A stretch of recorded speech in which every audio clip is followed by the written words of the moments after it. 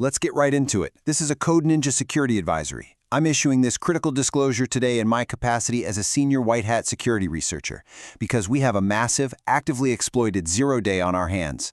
CVE-2026-48027. We're looking at a devastating supply chain attack that directly targets the Nux console. For context, that's a highly trusted developer tool with over 2 million installs. The objective of this explainer is simple. We are practicing coordinated vulnerability disclosure right now to force a structural vendor patch, and most importantly, to give you, the network defenders on the front lines, the immediate mitigation steps you need to lock down your perimeter. So I want to start by looking at just one number, 18, as in 18 minutes. That is exactly how long a malicious update for the NX console actually sat on Microsoft's Visual Studio Code Marketplace before it was flagged and pulled. Now you might be thinking, hey, 18 minutes? That's an insanely fast response time, we totally dodged a bullet.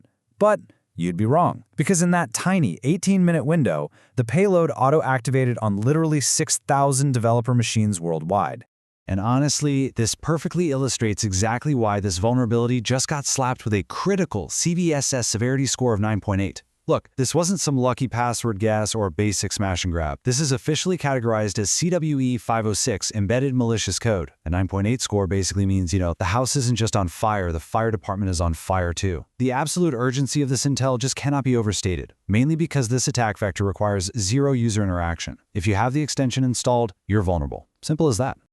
All right, before we unpack exactly how this exploit works, we need to do a quick secure comms check.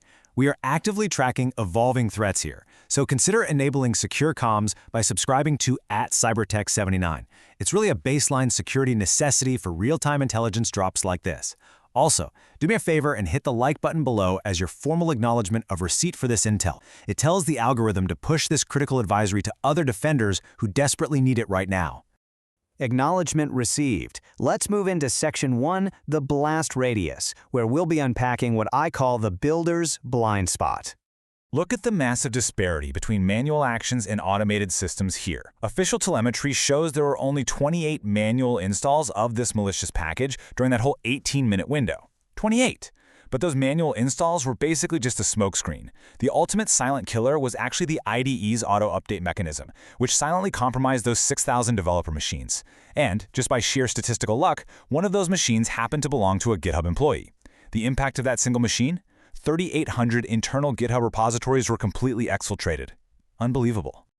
Okay, let's map out the timeline and see how this actually played out. This was a highly sophisticated, multi-stage heist pulled off by a threat actor group we track as Team PCP. It all started on May 11th when they poisoned an upstream TAN-stack dependency. After that, they just maintained a stealthy 7-day dwell time right inside the official NX repository, basically clearing the brush and tampering with security scans.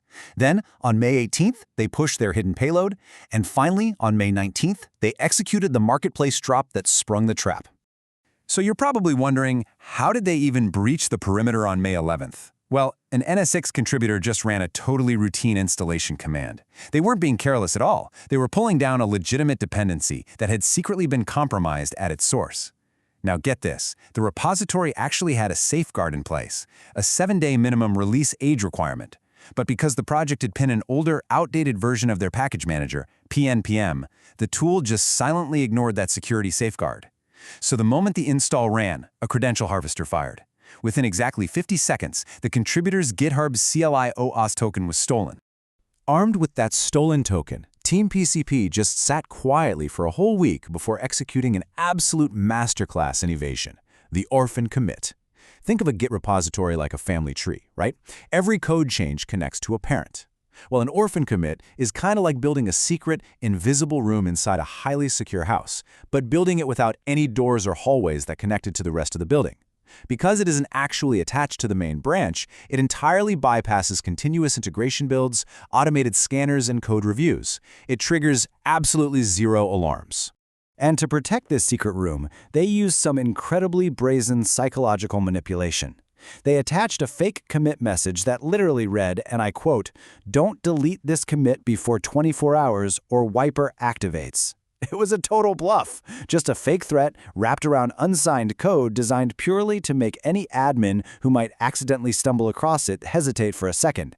And as we know in cybersecurity, a few hours of hesitation is literally all an attacker needs to execute their final phase.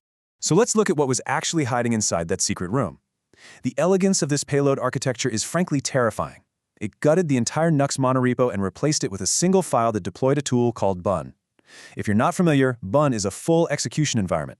So the payload literally brought its own commercial-grade runtime environment to guarantee detonation no matter what the victim actually had installed on their machine.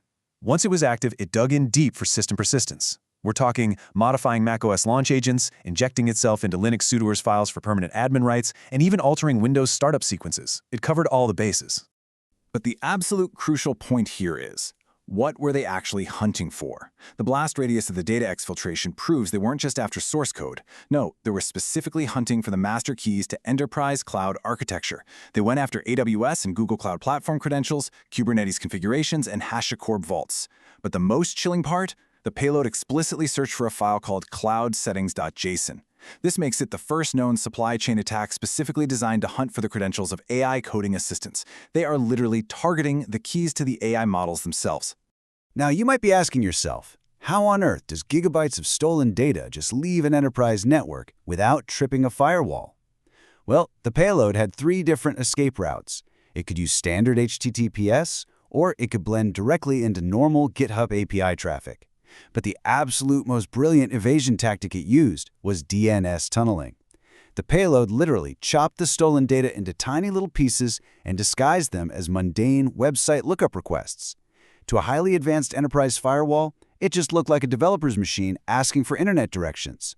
It smuggled all that data right out the front door. We also have to take a second to acknowledge the unprecedented irony of this whole event. Look, Microsoft owns GitHub, they own Visual Studio Code, and they run the extension marketplace. The attackers essentially weaponized Microsoft's own trusted extension infrastructure to bypass external security perimeters, compromise a GitHub employee's machine, and then subsequently raid Microsoft's own internal code repositories. It is the ultimate weaponization of a trusted ecosystem against its very creator. Moving on to Section 2, the protocol. These are the immediate remediation actions we need to take. First things first, we've got to dismantle the false fixes out there. Your initial instinct might be to just lock the versions of all your extensions and disable auto-updates entirely. Do not do this. Disabling auto-updates simply trades supply chain risk for vulnerability risk, meaning you won't receive critical security patches when legitimate flaws are found down the line. The real fix has to be structural. Real ecosystem security requires mandatory 2-factor authentication for marketplace publishers, along with SIG store-style cryptographic provenance. We need to be able to cryptographically prove that the code actually came from where it claims it did. For immediate, actionable mitigation, all developers, network defenders, and DevOps engineers need to execute these exact steps right now. Step 1. Upgrade the NX console extension to the clean version, which is v18.100.0, immediately. Step 2. Comb through your systems and rip out any trace of compromised versions, specifically looking for 18.95.0. Step 3. Verify the integrity of your installations across all endpoint machines. And Step 4. Ensure strict compliance with the CISA Known Exploited Vulnerabilities deadline, which is officially set for June 10, 2026. Look, the reason we are issuing this white hat disclosure is to highlight the core ethical and structural issue at play here. It's what I call the builder's blind spot. We spend billions of dollars securing our code-based dependencies, auditing lock files, and checking our loading docs. Yet we completely ignore the security guards already standing inside our building, the IDE extensions. These tools run with full user privileges, they completely bypass standard sandboxing, and they auto-update silently in the background. When you click Install on a developer extension, you aren't just trusting the code today. You are effectively granting attackers infinite future trust if that publisher's token is ever compromised. As defenders, you absolutely need to know this to truly protect your supply chains and internal networks. So there we have it. We've mapped the blast radius, we've isolated the vector, and we've issued the patching protocol.